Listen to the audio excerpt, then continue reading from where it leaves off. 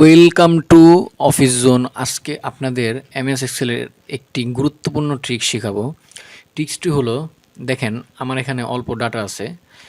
এখন আপনার চাকরির ইন্টারভিউতে জিজ্ঞাসা করতে পারে যে এখানে এই যে কোয়ান্টিটিগুলো এগুলোর সাথে পিসিএস লাগাও আর এই অ্যামাউন্টের সাথে আরএস লাগাতে বলতে পারে। হ্যাঁ, আপনি যে কেউই বলতে পারে, কোম্পানির বসও বলতে পারে।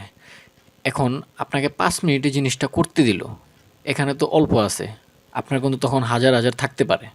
তাহলে এই জিনিসটা কিভাবে করবেন 5 মিনিটে, আমি আজকে সেটাই দেখাবো। ঠিক আছে? আচ্ছা, প্রথমে কি করবেন, এই কোয়ান্টিটিগুলো উপর থেকে নিচ পর্যন্ত সিলেক্ট করবেন। সিলেক্ট করার পর এই যে নাম্বার সেকশনে এখানে ক্লিক করবেন। এখানে ক্লিক করার পর আপনি এখানেও ক্লিক করতে পারেন, আবার Ctrl+1 দিয়েও ক্লিক করতে পারেন।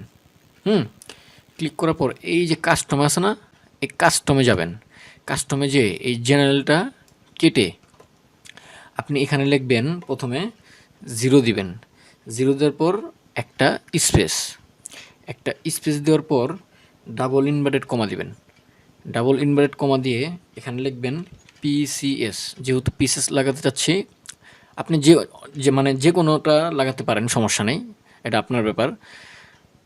এই দেওয়ার পর তারপর আপনি কী করবেন, আবার আরেকটা ইনভার্টেড কমা দিবেন, তারপর জাস্ট ওকে ক্লিক করবেন। দেখেন আমার কিন্তু অটোমেটিক জাস্ট 1 মিনিটে কিন্তু আমার জিনিসটা হয়ে গেছে।